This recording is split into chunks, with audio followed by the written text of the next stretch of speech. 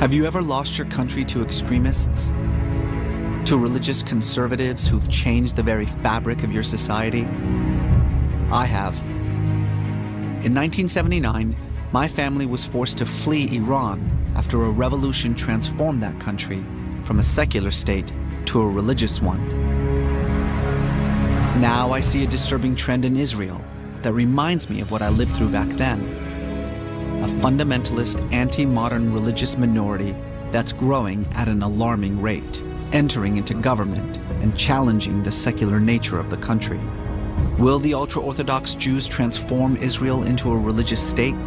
Or will Israel's secular Jews be able to maintain the democratic promise of the country's founders? I'm in Jerusalem to immerse myself in the world of the Haredim.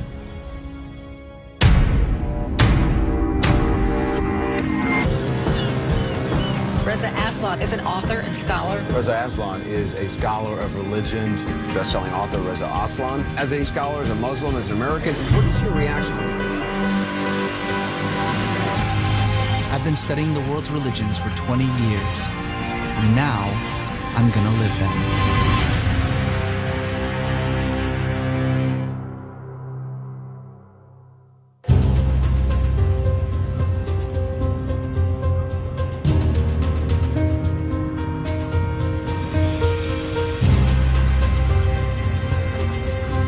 I have to be honest, there's a lot of conflicting feelings involved in being here, because no matter what I say, no matter what I do, someone's gonna get pissed off.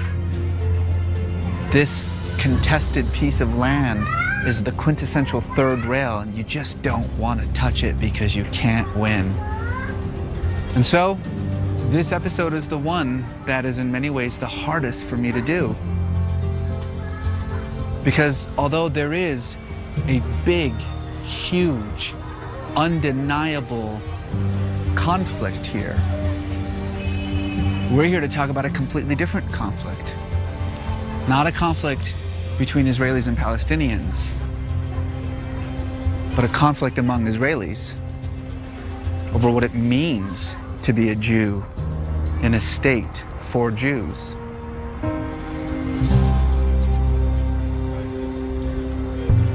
At the founding of the State of Israel, there were about 30,000 Haredi. Today, there are more than 800,000. That's about 13% of the Jewish population of Israel. Part of that population surge has to do with their high birth rates.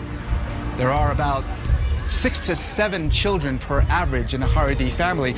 Some Haredi families have upwards of 10, 11, even 15 children. By 2030, the Haredi population will be approximately 20% of all Jews in the state. It's also a relatively poor population, and that's primarily because men in Haredi households tend not to work. They spend their days studying the Torah, the Talmud, and the Jewish traditions. As a result of this, the Haredim take an enormous amount of state funding, welfare as we call it. And this has created an enormous amount of resentment among many secular Jews when it comes to the Haredi. They feel as though this is a community that takes and takes and takes from the state, but doesn't give anything back. You see, for the most part, every man and woman in Israel serves in the military for a couple of years. But not the Haredi. They have an exemption because they're studying in yeshiva. They don't have to serve in the military. So in the view of a lot of secular Jews, the Haredi are not sharing the burden of defending the state of Israel against its enemies. This wouldn't be a big deal if the Haredi more or less excluded themselves from Israeli society and from politics, but they don't.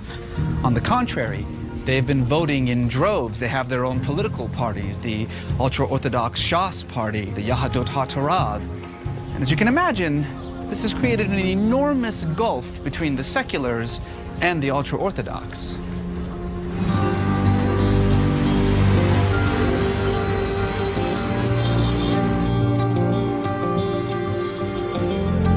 This is Mei Sharim, one of the largest Haredi neighborhoods in Jerusalem. I was advised not to walk around here without a local escort, as outsiders are not welcome. And so I called up my friend Ari Eitan, a theologian and public activist who grew up in an ultra-Orthodox family and who now spends his time promoting dialogue between the seculars and the Haredi in Israel. I've heard that a lot of the Haredim, that their phones, even their smartphones, are either filtered or they're not even connected to the internet. Is that true? Not only to the internet. There is this concept of kosher phone. You can only make phone calls and not even receive text messages. It's all about keeping the world at bay. Exactly. It's all about that. What's all this? This is the internet. This is the place. This is the Haredi internet. Yeah, this is the portal. You have different announcements. For example, this one is announcement of a rabbi that passed away. They are called pashkevilim. Pashkevilim. It's an old word, I guess, from Yiddish. So these posters are just a way for an insulated community to communicate with each other. So I've heard that even with some of these peshkevilim, they can actually be very personal in nature, almost like, you know, so-and-so showed too much leg, or you know, something like that, like almost a shaming, public shaming. It's a low-tech style of shaming. So it's like a way of almost policing the morals of the community. It can be a sanction, yes. What's this?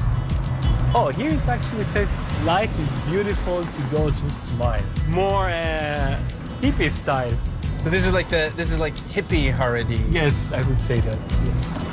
Huh. Yeah. That's funny. And here we go, Anna, we see more pashkevilim. You can see the handcuffs. It says, go to the prison and not to the army. Because if you go to the army, this is spiritual elimination. In recent years, laws have been passed to compel the Haredim into military service. But the implementation of those laws continues to be delayed. Partly this has to do with the power that the ultra-Orthodox have in the Israeli government. Yaakov Litzman is one of more than a dozen ultra-Orthodox members of the Israeli parliament. He's also the Minister of Health. From what I understand, your rabbi was the one who actually encouraged you to enter into politics. Did that create any conflict for you at all? We never have personal goals. We always have the goals from the rabbi. We have a council of sages. They tell us how to vote. Do you understand how that might concern some people in Israel, that you are not really separating religion and politics? So that's their problem. So there's the conflict. So what? No, but you're not just a Knesset member. You are also the Minister of Health, which means that your responsibilities are to every single Israeli citizen, regardless of how they see the Torah. How come in the polls and the surveys, I was voted last week the best minister? And we're trying to make it that the nation of Israel should be a nation which the Torah is the example. We are Orthodox people, and we do everything what the Torah says. But you would recognize that there are, of course, many Jews, perhaps millions of Jews in Israel who do not share your religious views. So, in the meantime, they live abroad, I live here. So well, they have to decide what they want. I'm sorry, I mean actual Jews here in Israel who do not see themselves. I don't think so. You are leaving out certain Jews and non-Jews who are Israeli citizens who may feel as though you are actually forcing your particular religion, your particular views upon them. The Torah is the Torah. We obey the Torah. The land of Israel is because of the Torah. So what the Torah says that we're supposed to do. That's the reason we are Jews. We will never change. The Torah has never changed, and we will never change. No. Whatever you are going to try to change, we will not let the change. We are against change.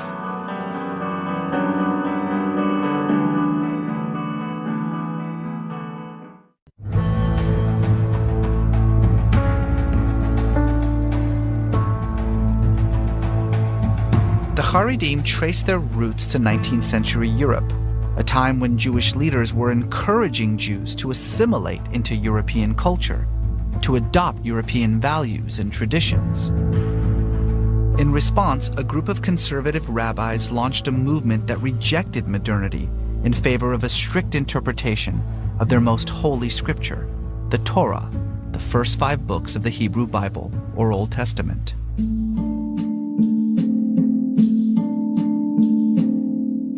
They shut themselves off from the world, choosing to live in closed communities and dress in traditional garb that they felt allowed them to maintain a distinctly Jewish identity. All of this made the Haredim easy targets for European anti-Semitism, and they were almost completely wiped out in the Holocaust. Some who survived fled to Palestine. After the creation of Israel in 1948, the Haredim at first wanted nothing to do with politics or government because of the secular nature of the state. Over the years, however, that has changed as they've begun to exert their influence to transform Israel into a state that's more reflective of their religious ideals and values.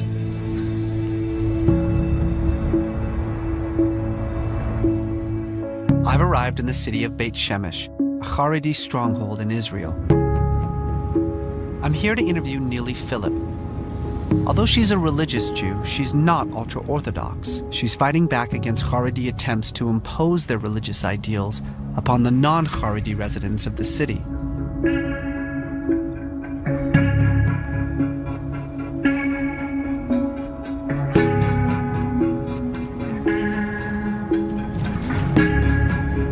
It's funny, normally when we would do a shoot like this, we would get out of the car, shoot a lot of B-roll, but we've been told in no uncertain terms that if we get out of the car in these neighborhoods, we will be immediately attacked. How long ago did you guys move to Beit Shemesh? 15 years ago. And it was such a nice mix and diverse, and I really felt that this was such a healthy place to raise my children. But if I were to get out now for more than 2 minutes, I would be surrounded by kids screaming at me that I'm a whore and a slut. The kids? It's happened to me personally. They teach the kids to go out and scream shiksa and prutza. This sign, this is the sign, it says, women are requested to refrain from passing or lingering on this sidewalk. The presence of women on this sidewalk is considered by the men here to be offensive. All right, let's keep driving, if you don't mind. Sure. It costs too much. Yeah, they keep sniffing. They're sniffing. This mall, this was built about 12 years ago, and the modesty police, they sabotaged the construction. They poured concrete down the pipes and they threatened the workers. The modesty police? They're a self-designated policing group that has decided that they are going to enforce the norms. You yourself have been attacked on a number of occasions. You said somebody threw a rock at your head. Yes. People have spit on you. Yes. But it's not just women who have been attacked, but children as well. When my daughter was in 2nd grade, the school was moved into this building. And one of the most extremist groups decided they wanted the building for themselves. They don't want to mix in any way. No mingling at all. This was a nice building, and it was close enough to their neighborhoods. They were just starting to populate these buildings here. They would block the sidewalks, spitting at the girls, screaming at them. They threw bags of urine at them. Bags of urine? It was absolutely disgusting. This is extreme, even by Haredi standards. They have their own law. They have their own law. I have to say, it sort of sounds like you're describing Iran. No, It's not Iran. I'm not afraid that someone's going to arrest me in the middle of the night. It's not Iran. The law is on my side. The courts are on my side. And so when people tell you that, if this town is becoming unbearable, then why don't you move? It's our home. We don't want to give up on it so quickly, and we don't feel that we should have to, just by giving in to bullies. But that's not legitimate. It's not legitimate to ask that of me or expect that of me.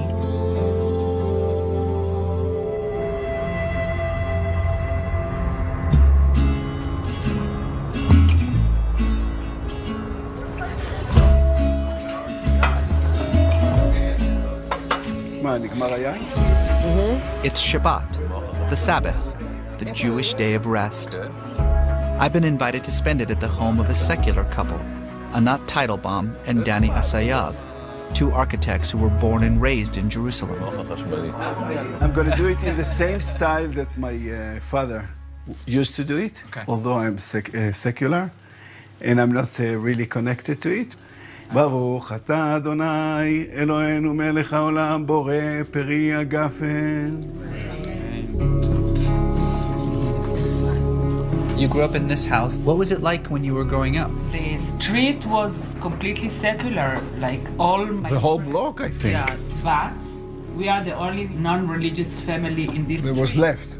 Growing up, a completely secular neighborhood not far from here, that when I moved there in 98 or 99, there were no religious families. And 7 years later, we moved out because every Shabbat, our neighbors would throw used diapers and rocks at our car. With the Jews, there is a fight between the side, and we are losing. If you're talking about demographics, yeah, you're losing.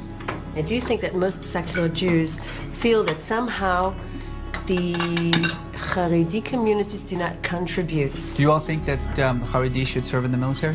No, my kid is 17. Yeah, next year he goes to the army. Yeah. And this guy doesn't go to the army. And my kid is going to face serious risk.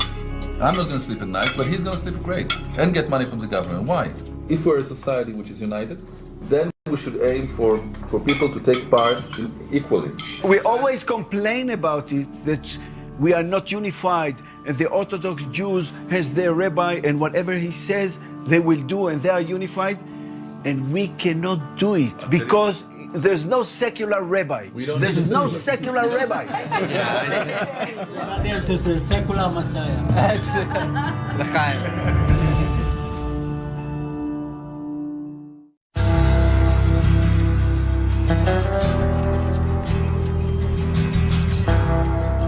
I've been invited to the home of Shifra and her husband Shalom.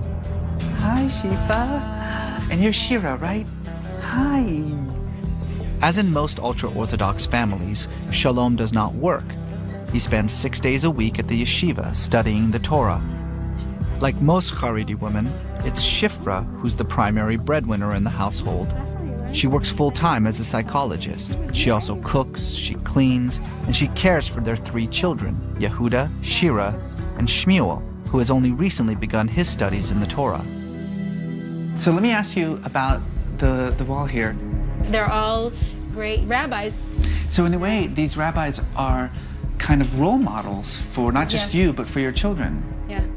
And we left one empty spot there. And we tell our children, that's where you're going to be. Only Shifra's sons have a shot of making the wall. Women in the Haredim are forbidden from becoming rabbis. Her daughter will receive some schooling, and then, like her mother, she will be expected to marry young, to have children, and work full-time to support the family financially, so that her husband can devote his life to studying the Torah. I was born in the States. It is easier to live as a Haredi Jew over here than there, because there you're full of distractions. Would you like to see this state be a little bit more forceful in applying halakha? Yes, that should be the direction we should be taking. You know, when I talk to secular Israelis, I can't help but sense a kind of resentment. I don't think that tension is avoidable. If you claim ownership on this land, it's only because it says in the Bible that God gave it to Abraham, Isaac, and Jacob.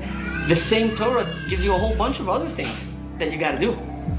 I can't lie. I can't look a secular person in the eye and say, yeah, that's okay. You don't have to keep Shabbos. That's okay. I can't lie.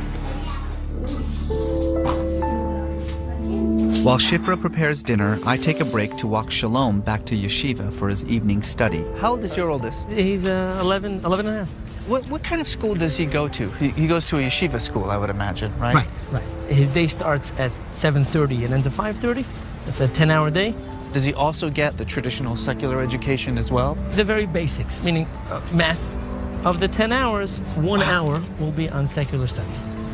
Do you worry sometimes that should he choose for some reason to not follow the Haredi lifestyle, that he won't be prepared for it? I'm not going to prepare him to leave something that I don't think he should be leaving. I can certainly understand the importance of Torah study for the ultra-Orthodox. But only 1 hour a day of secular studies? Does that mean that Israel is looking at a growing population who may not be able to find South America on a map, who may not know what the surface of Mars looks like, or the basics of human anatomy?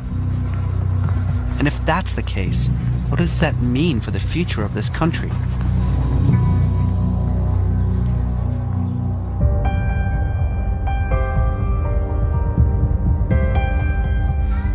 Back at the house, dinner is almost ready. I think we are set. I guess we're just waiting for your eldest. I think we're gonna start and Shmuel will join us. Some of Shifra and Shalom's relatives have arrived to share the meal. And finally, Shmuel returns, exhausted after a long day of Torah studies. The whole day we were thinking, okay, when Shmuel comes home, that's when the real thing begins. Everyone was waiting for you. Shmuel, where is Shmuel? Shmuel, how was your day? This is cool. You were able to learn. Yeah, you can't take that for granted. So what did you learn about today? Can you share?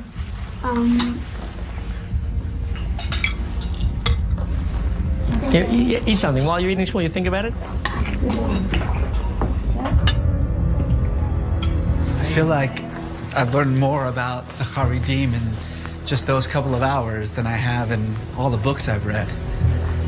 There's something so beautiful about their partnership, working together to fulfill the Torah, each in their own way. And yet, I could tell Shmuel was so exhausted at the dinner table. 10 hours of Torah study every day, except the Sabbath. And when I left, he picked up his Talmud because he had 2 more hours of study to go before bedtime.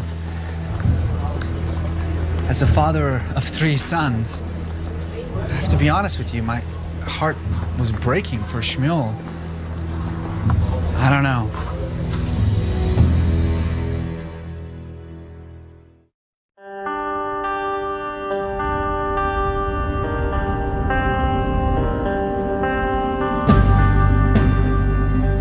This is probably the most disputed piece of real estate in the world. The Jews call it the Temple Mount. For Muslims, it's Haram al-Sharif, the noble sanctuary. It once housed the Temple of Jerusalem, but that was destroyed 2,000 years ago. All that remains of it is the Western Wall, the Kotel. Many Jews believe that the Messiah will not return until the temple is rebuilt on this very spot. But that's a problem, because currently it houses the Dome of the Rock, the 3rd holiest site in all of Islam. Countless battles have been fought, countless lives lost for control over this holy space.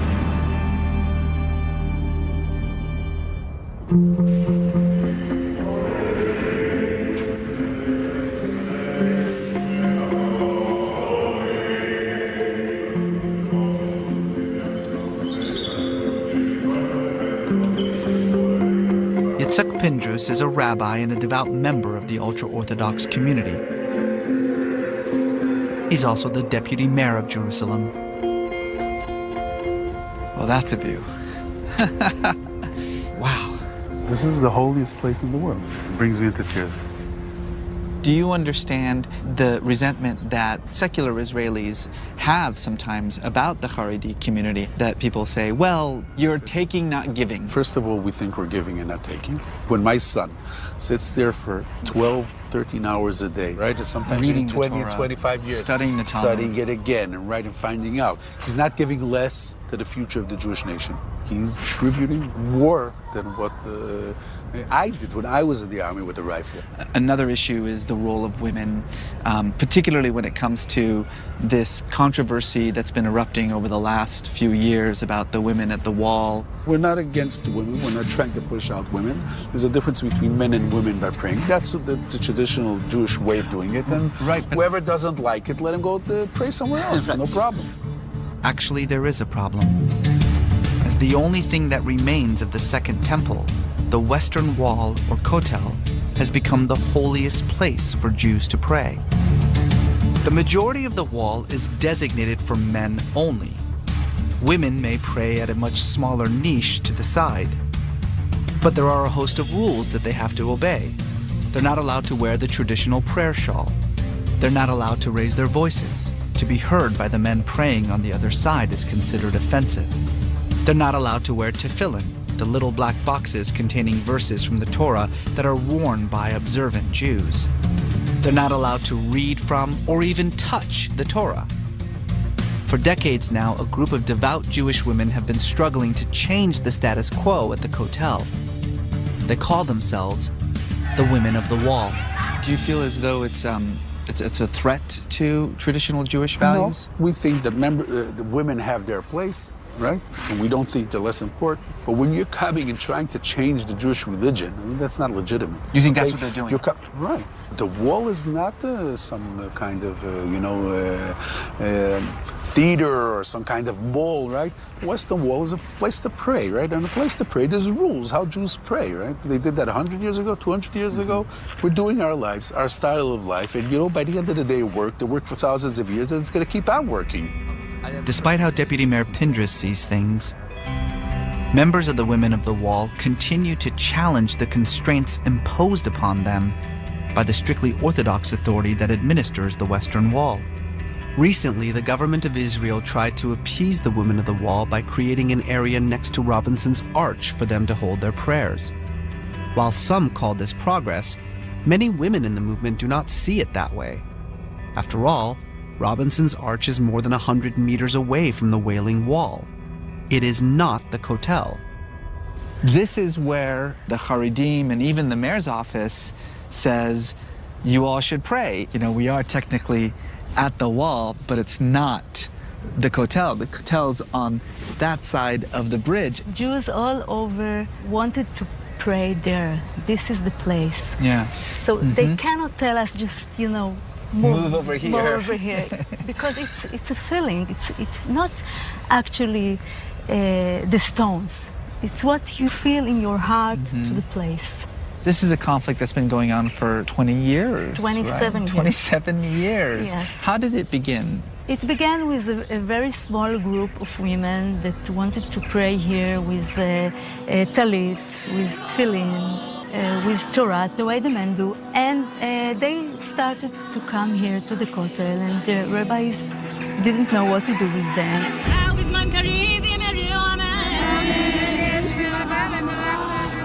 Actually, they threw them out.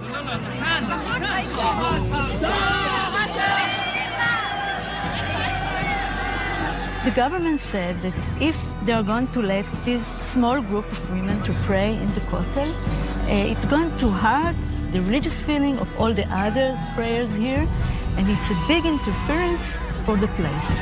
So hurting feelings is an arrestable offense.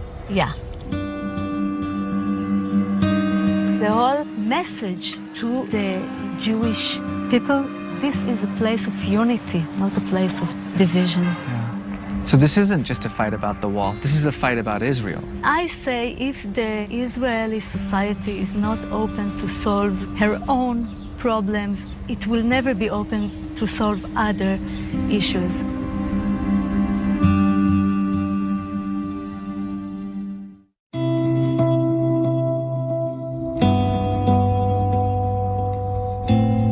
These ruins are what's left of the original temple after the Romans destroyed it in the year 70, killing hundreds of thousands of Jews, casting the survivors out of the land of Israel for 2,000 years.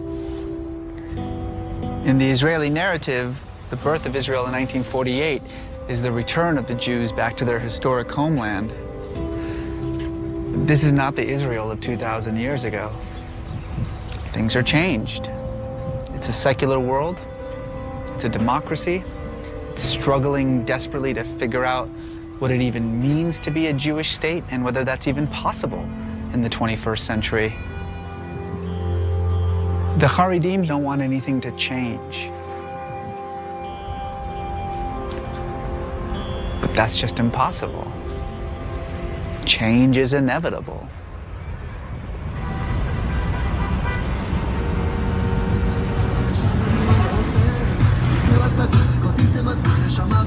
That is it. booming system.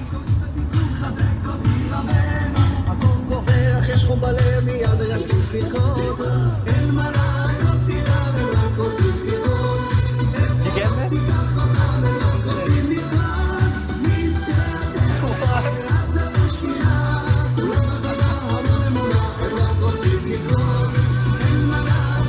Like a Haredi fire drill.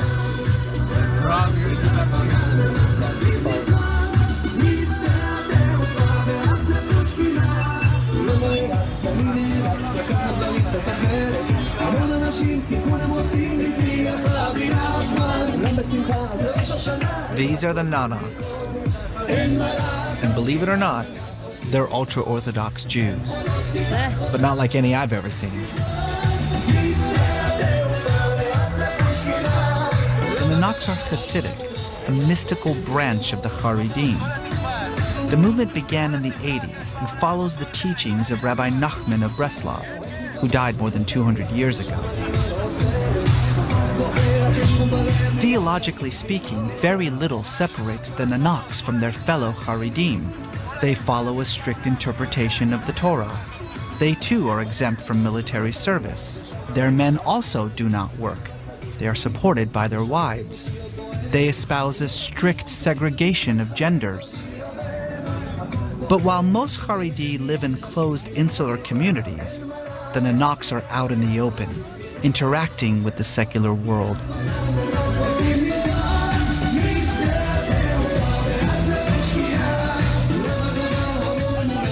The Nanaks reject the traditional Haredi belief that you can only get close to God through prayer and the study of the Torah. They pray and study, but they also party.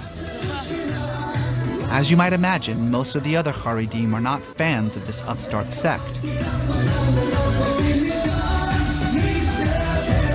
There are only about 1,000 Nanaks, a small fraction of the Haredi community, but their numbers are growing. So let me ask you guys, you know, when you're going around and playing this music and dancing around, what are you trying to do when you do that? First thing maybe is to raise happiness in the people around us. Second thing, which is really important, is to reveal to the world, called Rabbi Nachman. Rabbi Nachman said about happiness, he said through happiness you could serve God, you could be close to God, you could talk to God. Happiness is basic. It's like the beginning of everything. Would it be cool if I hung out with you guys? Yeah, for sure, yeah. Okay, all right, let's go.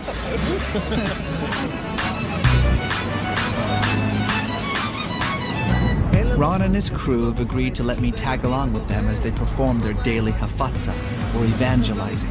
Did you come from a religious family? I came from a very non-religious family.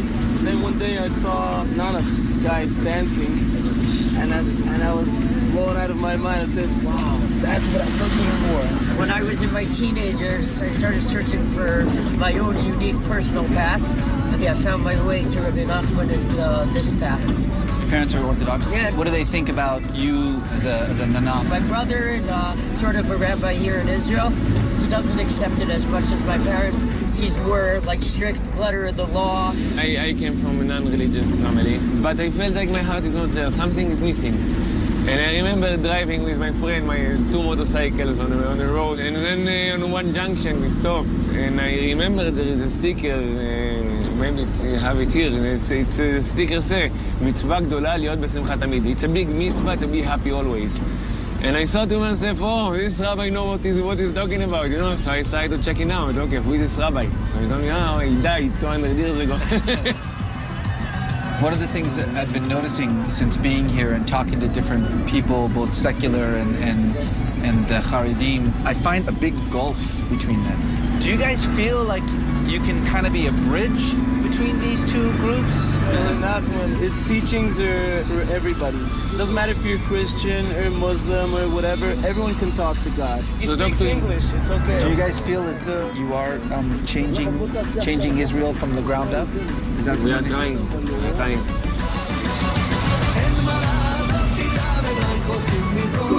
I'll get ready for you. First thing is the makam with a pon on the top. It's like antenna, how do you say? The antenna, yeah. The antenna, so you can get a better connection, you know? Okay. So... This is Nachman, Me'uman. Yeah, exactly. Okay, are you ready? I am ready.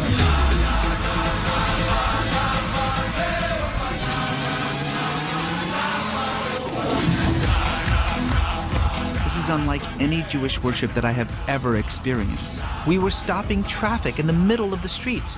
No one seemed to mind. Except the Haredi, of course. And the entire time we kept singing over and over and over again, Na, Na, Nachman, Nachman, Meuman, a Kabbalistic formula based on the letters of Rabbi Nachman's name and the place of his death. There was no wall, no Torah, no yeshiva, no separation, no do's and don'ts. Just pure, unadulterated happiness.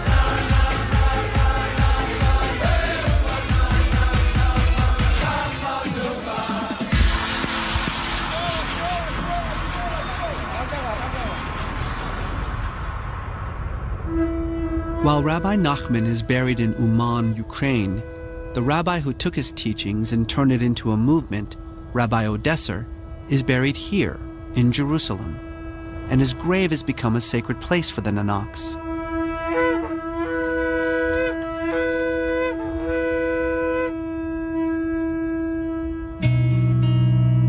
I think Rabbi Nachman once said that God is not with the person who is sad. He said Kadosh Baruch Hu hates sadness. God hates sadness. Hates sadness. But it's hard to be happy all the time, isn't it? I wish I would stay happy all the time. I'm trying to be practice, happy. yeah, you try really hard. I want to be happy all the time. I'm really trying. I think the impression that a lot of people have about, the Haredim in general is that they're very dour. And then you see you guys and it's a completely different impression. It's true. Each one has to find his way how to connect to Hashem. It's a process. Of course, we must keep halacha, but inside the halacha, we need to find our way. There's a lot of diversity, and you can find your own. Your own way. When you say the words Na, Na, Nachman, Nachman, Meuman, what does it mean for you? Whenever you say this song, Na, Nach, Nachman, Nachman, Meuman, it's like fills you with light. You and all the world.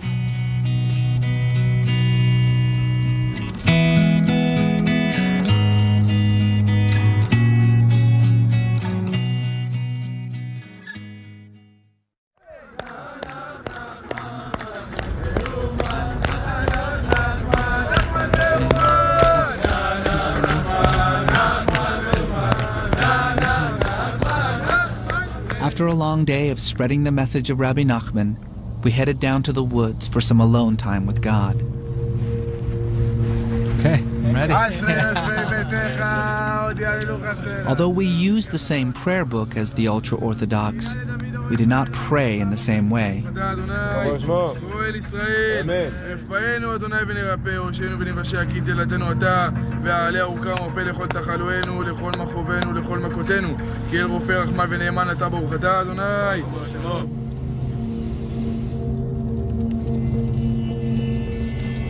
Rabbi Nachman, he loved being alone. He would go out into the woods or he would go out into the lake and he would just shout to God.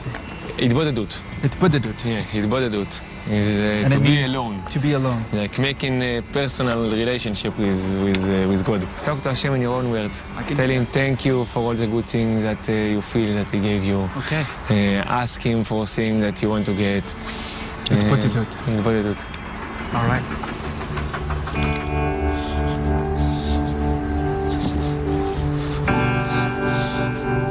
This idea that what God really wants for you is to be happy.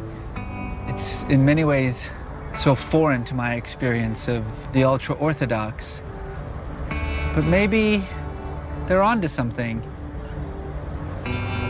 God knows, with everything going on here in Israel, a little happiness might not be such a bad idea.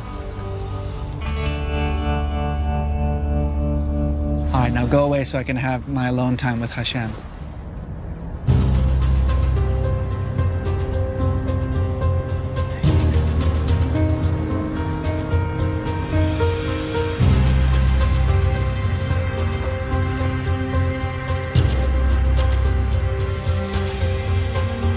spend enough time in Israel and it's hard to be optimistic about the future.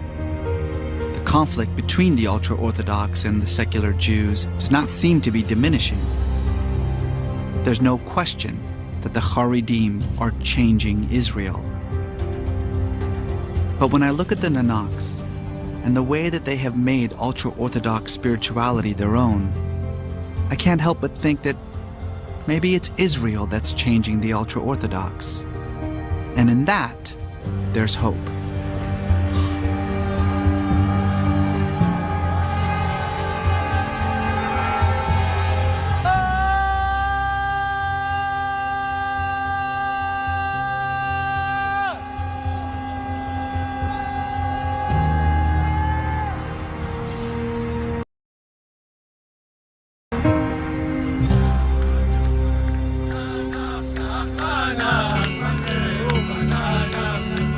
I believe that there is good in everybody and that there is a force in the world that can bring out this good in all of us.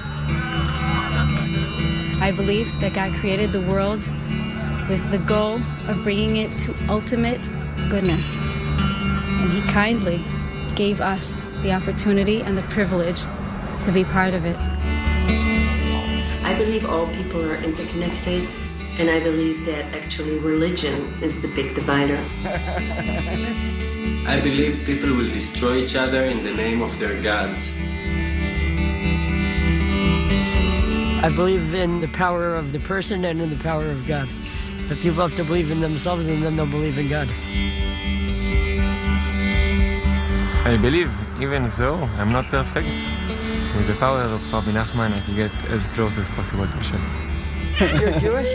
No. No, your mom's not Jewish? No. I feel Jewish today.